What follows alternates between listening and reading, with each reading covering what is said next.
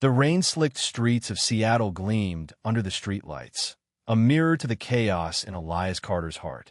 He stood outside the weathered brick building, clutching his journal, the one thing tethering him to sanity.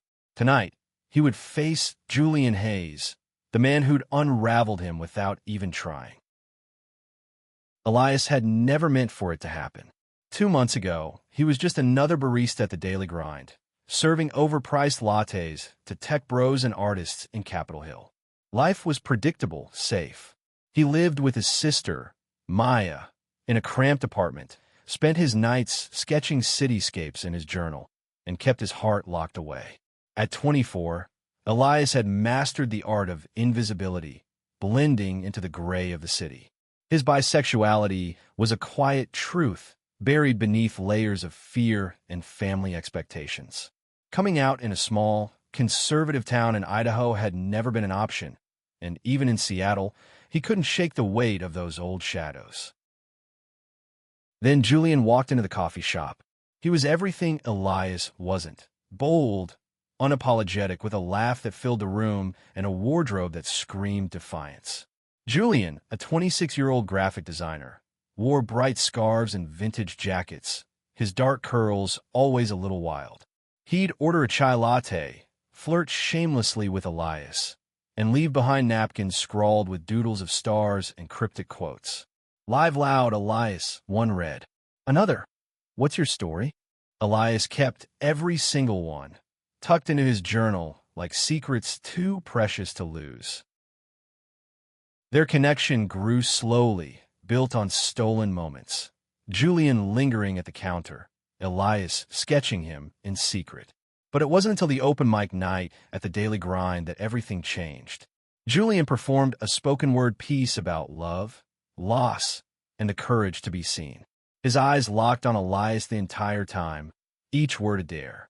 When he finished, the crowd erupted, but Elias felt like the only person in the room. Julian crossed the floor, leaned close, and whispered, "That was for you." Elias's heart stopped. He mumbled something incoherent and fled to the back, terrified of what it meant to feel so much.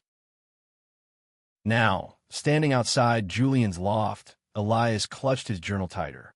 Julian had invited him to a rooftop party tonight, a casual gathering of artists and dreamers.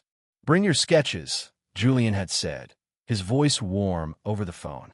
"I want to see your world." Elias had agreed, but the weight of it felt like a confession. He wasn't just sharing his art, he was sharing himself. The door buzzed, and Elias climbed the stairs, his pulse racing. The loft was a burst of color, string lights, mismatched furniture, and walls covered in murals. Julian greeted him at the door, his smile electric. "You made it," he said, pulling Elias into a hug that lingered a beat too long. Elias's breath caught, the scent of Julian's cologne, sandalwood and citrus, imprinting on his skin. The party was a blur of laughter, music, and cheap wine.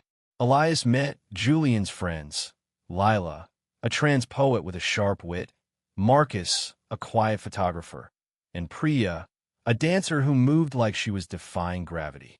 They welcomed Elias like he belonged, but he couldn't shake the feeling of being an outsider, his small-town roots clashing with their effortless confidence. Julian stayed close, his hand brushing Elias's arm, his laugh pulling Elias deeper into his orbit. As the night wore on, the crowd thinned, and Julian led Elias to the rooftop. The city stretched out below, a glittering mosaic of possibility. "Show me," Julian said, nodding at the journal. Elias hesitated, his hands trembling. The sketches were raw, portraits of Julian, cityscapes infused with longing, fragments of a life he'd never dared to claim. But Julian's eyes were steady, urging him to trust. Elias opened the journal, and Julian leaned in, his shoulder warm against Elias's. "These are incredible," Julian murmured, tracing a sketch of himself mid-laugh. "You see so much." His voice was soft, but it carried a weight that made Elias's chest ache. They sat there, the city humming below, and for the first time, Elias felt seen, not just as a barista or a brother, but as himself. The night grew colder, and Julian suggested they head inside. "You can crash here," he said, casual but deliberate. "No sense trekking across town in this rain." Elias nodded, his throat tight. They ended up in Julian's bedroom, a small space filled with books and art supplies. The bed was narrow, barely big enough for two, but Julian didn't hesitate, tossing Elias a spare blanket with a grin. "We'll make it work." They lay side by side, the rain tapping against the window, the air thick with unspoken words. Elias stared at the ceiling, his heart pounding. He wanted to say something, anything, but fear held him back. What if he was wrong about Julian? What if this was just kindness, not desire? The silence stretched, heavy and electric. Then Julian moved. His hand slid across the sheets, finding Elias's.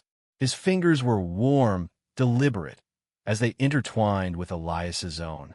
"Elias," Julian whispered, his voice barely audible but seismic in its impact.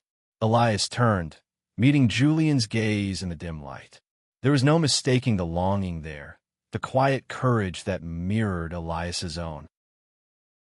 Elias's breath hitched as Julian's fingers tightened around his.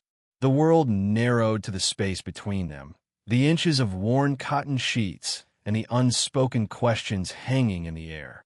In that moment, Elias felt the weight of every choice he'd ever made, to hide, to shrink, to let fear dictate his life. "Say something," Julian murmured, his voice a low rumble, raw with vulnerability. His thumb brushed over Elias's knuckles, a small gesture that felt like a lifeline. Elias wanted to speak, to pour out the tangle of emotions he'd buried for years, but his throat felt like it was closing. "I'm scared," he finally admitted, the words slipping out before he could stop them. They were small, fragile things, but they carried the weight of his truth. Julian's eyes softened, and he shifted closer, the mattress dipping under his weight. The rain outside grew louder, a steady drumbeat that matched Elias's pulse. "Me too," Julian said, his voice steady despite the confession. "But I've been scared before, and I'm still here. You don't have to do this alone." He paused, searching Elias's face. "I see you, Elias. All of you." Those words broke something open in Elias. He'd spent so long hiding, his sketches, his feelings, his truth, that being seen felt like standing on the edge of a cliff. But Julian's hand in his was an anchor, grounding him. He leaned forward just an inch, and Julian met him halfway. Their lips brushed, tentative at first, then deeper, a quiet explosion of everything they both held back. The kiss was a revelation, warm, urgent, and achingly real. Elias's hands found Julian's face, tracing the curve of his jaw, the softness of his curls. Julian pulled him closer, their bodies pressed together in the narrow bed, the world outside fading to nothing. It wasn't just desire, it was trust, raw and unfiltered, a promise that neither of them had spoken but both understood. When they finally pulled apart, breathless, Julian rested his forehead against Elias's.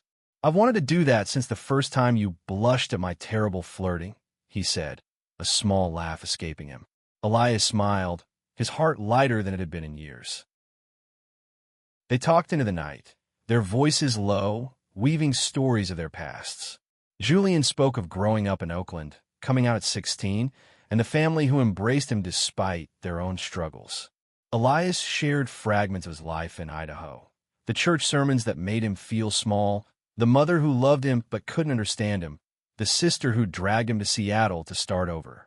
Each word felt like peeling back a layer, exposing wounds and dreams alike. As dawn crept through the window, they fell asleep tangled together, Julian's arm draped over Elias's waist. For the first time in years, Elias didn't feel like he was running from himself. But the morning brought new questions. What did this mean? Could he be brave enough to live this truth outside the safety of Julian's loft? When Elias woke, Julian was already up, sketching at a small desk. The sight of him, focused, unguarded, made Elias's chest ache. He slipped out of bed and joined him, their shoulders brushing as Julian showed him a drawing of the rooftop from last night, with Elias's silhouette at its heart. "This is how I see you," Julian said, his voice quiet but firm. "Not hiding. Not anymore." Elias returned to his apartment that afternoon, his journal heavier with new sketches and a heart full of possibility. But reality was waiting. Maya noticed the change in him immediately, her sharp eyes narrowing. "You're different," she said, half teasing, half worried. "What's going on, Eli?" He wanted to tell her about Julian, about the night that had shifted his world, but the words stuck. Coming out to his sister meant risking the only family he had left. He mumbled something about the party and retreated to his room, the weight of his silence settling back in. At the daily grind, Julian kept coming by, his presence a reminder of what Elias could have if he dared. Their conversations grew deeper, their touches bolder, a hand on the small of his back, a stolen kiss behind the counter. But Elias felt the eyes of the city on him, the judgment he'd internalized from years in Idaho. Every step toward Julian felt like a step toward exposure, and he wasn't sure he was ready. Then came the call from his mother. She was visiting Seattle in a week, expecting to see the son she thought she knew. The news hit Elias like a punch, stirring up old fears of rejection. He pulled back from Julian, his text shorter, his smiles forced. Julian noticed, of course. "Talk to me," he said one evening, cornering Elias after closing. "You're shutting me out." Elias wanted to explain the fear, the guilt, the pressure to be the son his mother wanted. But all he could manage was, "I need time." Julian's face fell, but he nodded, stepping back. "I'm not going anywhere," he said. "But you have to choose this, Elias. For you." Elias spent the next few days in a fog, torn between the pull of Julian's warmth and the dread of his mother's visit. The journal, once a refuge, now felt like a mirror reflecting his cowardice. Every sketch of Julian, his crooked smile, the way his eyes lit up, taunted Elias with what he was too afraid to claim. His mother, Deborah, arrived on a gray Saturday, her suitcase rattling behind her like a warning. She was a small woman, her face lined with years of worry and unwavering faith. Elias met her at the bus station, his stomach churning. "You look tired," she said, her voice sharp but loving. "This city's wearing you down." Elias forced a smile, dodging her questions about his life. He couldn't tell her about Julian. Not yet. Maybe not ever. They spent the day at Pike Place Market, the bustle of vendors and tourists a welcome distraction. Maya joined them, her chatter filling the silences Elias couldn't. But Deborah's eyes were keen, catching the way Elias's gaze lingered on his phone, on the unread messages from Julian. "Who's that?" she asked, her tone casual but probing. Elias shrugged, muttering about work, but her frown told him she wasn't fooled. That night, Elias took her to the daily grind, hoping the familiar setting would ground him. Julian was there, performing at another open mic. His voice filled the room, each word a blade cutting through Elias's defenses. The poem was about courage, about choosing love over fear, and though Julian never said his name, Elias felt every syllable like a touch. Deborah watched, her expression unreadable, and Elias's heart pounded with the fear of being exposed. After the performance, Julian approached their table, his smile cautious but warm. "You must be Elias's mom," he said, extending a hand. "I'm Julian, a friend." The word friend stung, but Elias was grateful for the cover. Deborah shook his hand, her eyes narrowing slightly. "You're the poet," she said, her tone neutral. "Elias never mentioned you." The conversation was polite but strained, and Elias felt like he was walking a tightrope. When Deborah excused herself to the restroom, Julian leaned in, his voice low. "You okay?" he asked, his hand brushing Elias's under the table. Elias pulled away, his chest tight. "Not now," he whispered, glancing toward the restroom. Julian's face fell, but he nodded, stepping back. Deborah's visit stretched into a week, each day a test of Elias's resolve. She asked about his future, his job, his plans, whether he'd met a nice girl. Each question was a reminder of the son she expected, the one who didn't exist. Elias wanted to tell her the truth, to show her the sketches in his journal, to introduce her to Julian as more than a friend. But every time he opened his mouth, the words died. One evening, Maya cornered him in their apartment. "You're miserable," she said, her arms crossed. "And don't tell me it's nothing. I saw you with that guy at the coffee shop. What's his name, Julian?" Elias froze, his heart in his throat. "It's not what you think," he said, but his voice cracked, betraying him. Maya softened, sitting beside him. "Eli, I'm your sister. I know you, and I know you're hiding something. Whatever it is, you don't have to do it alone." Her words echoed Julian's, and for a moment, Elias felt the weight of his fear lift. But then Deborah called from the next room, and the moment shattered. The breaking point came the night before Deborah's departure. They were at dinner at a quiet restaurant near the waterfront when she brought up the church back home. "They miss you," she said, her voice heavy with expectation. "You could come back, Elias. Start over. Find your place." Elias stared at his plate, the words he'd rehearsed 1,000 times stuck in his throat. He wanted to tell her he'd already found his place, with Julian, with his art, with himself. But the fear of losing her, of breaking her heart, was too much. He excused himself, stepping outside to breathe. The Seattle rain was relentless, soaking him as he stood under a streetlight. His phone buzzed. "Julian, I miss you," the text read. "I'm here when you're ready." Elias's fingers hovered over the screen, torn between replying and deleting the message. He felt like he was splitting in two, the Elias who loved Julian and the Elias who couldn't disappoint his mother. When he returned to the table, Deborah was watching him, her eyes soft but searching. "You're not happy here," she said quietly. "I can see it. What's wrong, Elias?" It was the closest she'd come to asking the real question, and for a moment, he almost told her. But then he saw the cross necklace glinting at her throat, and the words died again.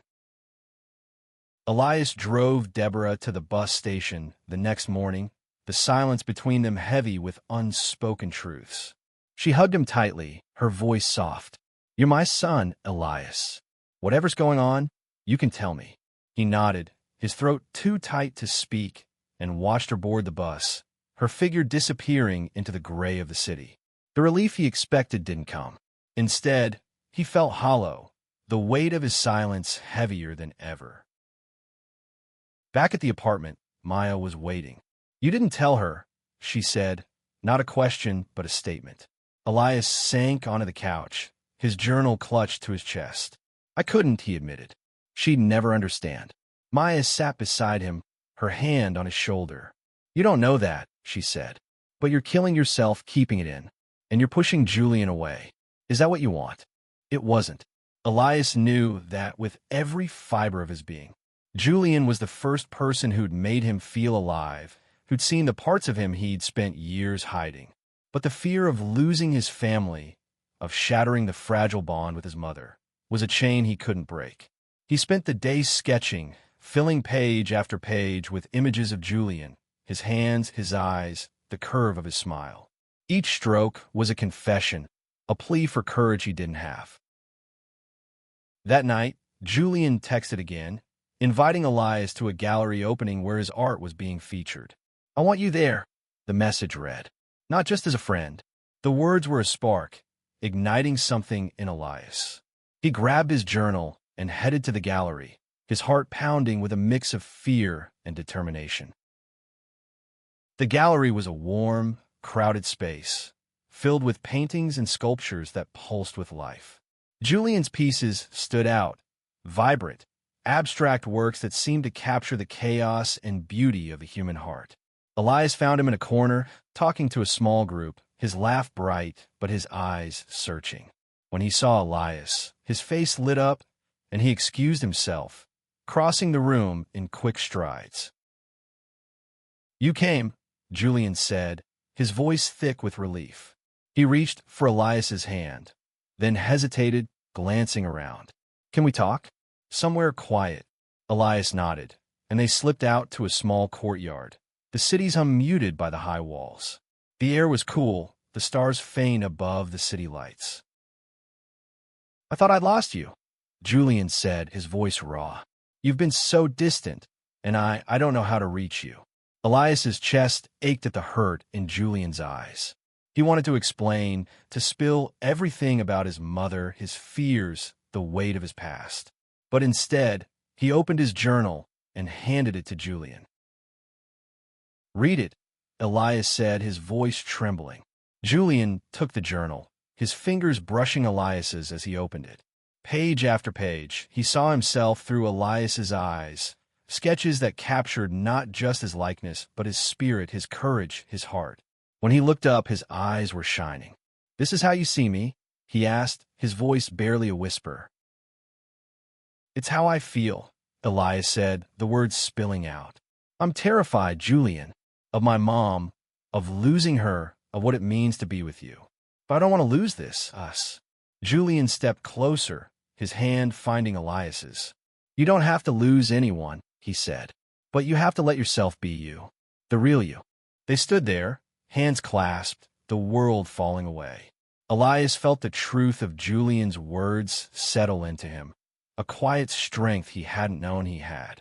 He leaned in, kissing Julian softly, the act of promise to himself as much as to the man in front of him. For the first time, he felt like he could breathe. They returned to the gallery, hand in hand, and Elias felt the eyes of strangers on them. But Julian's grip was steady, and Elias didn't pull away. The night ended with them back at Julian's loft, curled up on the couch, talking and laughing until the early hours. It wasn't a solution to everything. Elias still had to face his mother, his fears, his future, but it was a start. The next day, Elias called Maya. "I need to tell you something," he said, his voice steady. She met him at the daily grind, and over coffee, he told her about Julian, about the night they'd shared, about the truth he'd been hiding. Maya listened, her eyes soft, and when he finished, she hugged him tightly. "I'm proud of you," she said, "and I'm not going anywhere." Telling Maya was like shedding a skin Elias had worn too long. Her acceptance, fierce and unwavering, gave him a glimpse of what freedom could feel like. But the shadow of his mother loomed larger now, a final hurdle he couldn't avoid. He knew he had to tell her, but the thought of her disappointment, or worse, her rejection, kept him awake at night, his journal filling with frantic sketches of fractured hearts and open roads. Julian became his anchor. They spent every evening together, exploring the city, sharing stories, building a world where Elias could be himself. One night, they ended up at a queer art collective's event, surrounded by people who lived their truths unapologetically. Elias watched Julian move through the crowd, his confidence magnetic, and felt a spark of courage ignite within himself. He wanted to be that brave, not just for Julian, but for himself. But courage wasn't a straight line. At the daily grind, Elias overheard customers whispering about that flamboyant guy who kept coming in, their tones dripping with judgment. The words cut deep, dragging him back to the sermons of his childhood, the warnings about sin and shame. He started pulling back again, his touches less certain, his smiles guarded. Julian noticed, of course, but this time he didn't let Elias retreat. "We need to talk," Julian said one evening, pulling Elias into the back room after closing. The coffee shop was quiet, the only sound the hum of the espresso machine cooling down. "You're doing it again, shutting me out. I can't keep guessing what's in your head, Elias." His voice was firm but not unkind, his eyes searching for the truth. Elias leaned against the counter, his hands shaking. "I heard some customers talking about you," he admitted. "The way they looked, the things they said, it's like I'm back in Idaho, hiding who I am. I don't know if I'm strong enough for this." His voice broke, and he looked away, ashamed of his fear. Julian stepped closer, his hand cupping Elias's face, forcing him to meet his gaze. "You are strong enough," he said. "You're here, aren't you? You're fighting for this, even if it's messy. And you don't have to do it alone." He paused, his thumb brushing Elias's cheek. I love you, Elias. Not just the parts you show the world, but all of you. The words hit Elias like a wave, washing away the noise of doubt. I love you too, he whispered, the confession both terrifying and liberating. They kissed, the world falling away, and for a moment, Elias believed he could face anything. But reality intruded. A letter arrived from his mother, written in her careful script.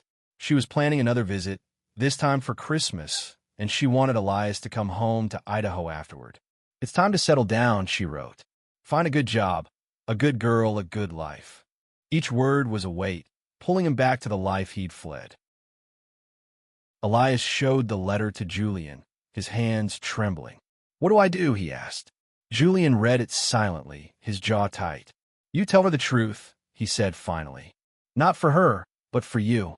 You deserve to live without hiding. Elias nodded, but the fear was still there, a knot in his chest. He spent the next week preparing, writing and rewriting what he'd say. Maya helped, rehearsing with him, her presence a steadying force. She loves you, Maya said. She might not get it right away, but she'll come around. And if she doesn't, you've got me. And Julian, her words were a lifeline, but they didn't erase the dread. The night before his mother's arrival, Elias and Julian went to the rooftop again, the place where it all began. The city glittered below, a reminder of how far Elias had come. Julian wrapped an arm around him, his warmth a shield against the cold. Whatever happens, Julian said, you're enough. Just as you are. Elias leaned into him, drawing strength from his presence, and made a silent vow to himself. No more hiding. When Deborah arrived, Elias met her at the airport, his journal tucked under his arm. She hugged him, her smile warm but tinged with worry. You're different, she said, echoing Maya's word from months ago. What's changed, Elias? This time, he didn't deflect. He took a deep breath, his heart pounding, and said, let's talk. Elias led his mother to a quiet cafe near her hotel, the kind of place where the hum of conversation could soften hard truths. His journal sat on the table between them, its worn cover a testament to the secrets he'd kept. Deborah sipped her tea, her eyes fixed on him, waiting. I need to tell you something, Elias began, his voice unsteady but resolute. I've been hiding who I am for a long time. Not just from you, but from myself. He paused, his fingers tracing the edge of his journal. I'm bisexual, Mom, and I'm in love with someone. His name is Julian. The words hung in the air, heavy and fragile. Deborah's face froze, her cup halfway to her lips. For a moment, she said nothing, and Elias felt the world tilt, the fear of rejection clawing at him. Then she set her cup down, her hands trembling. Elias, she said, her voice barely above a whisper, why didn't you tell me sooner? He braced himself for anger, for judgment, but instead, her eyes filled with tears. I thought I knew you, she said. All these years, I thought I was protecting you, keeping you safe with the church, with our values. But you've been carrying this alone. She reached for his hand, her grip tight. I don't understand at all, but you're my son. I love you. Elias's throat closed, tears spilling down his cheeks. He'd expected a fight, a sermon, but not this love, raw and imperfect. They talked for hours, Deborah asking careful questions about Julian, about Elias's life in Seattle. She admitted her fears, rooted in the rigid beliefs of their hometown. But she listened, her heart opening inch by inch. It wasn't perfect acceptance, but it was a start, a crack in the wall between them. When Elias returned to Julian's loft that night, he felt lighter, like he'd shed a weight he'd carried his whole life. Julian was waiting, his eyes searching Elias's face. How did it go? He asked, his voice tight with worry. Elias smiled, pulling him close. She's trying, he said.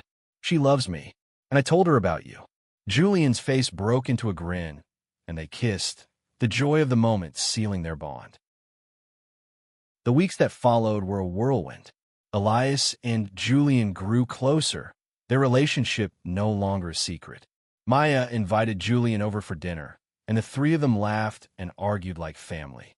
Elias's sketches took on new life, vibrant with color and confidence, and Julian encouraged him to submit them to a local art show.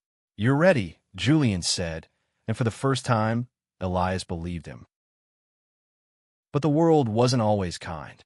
At the Daily Grind, a regular customer made a snide comment about people like Julian, and Elias felt the old fear creep in. This time, though, he didn't shrink. "He's my boyfriend," Elias said, his voice steady, and the customer left without another word. Julian, who'd overheard, squeezed his hand under the counter, pride shining in his eyes.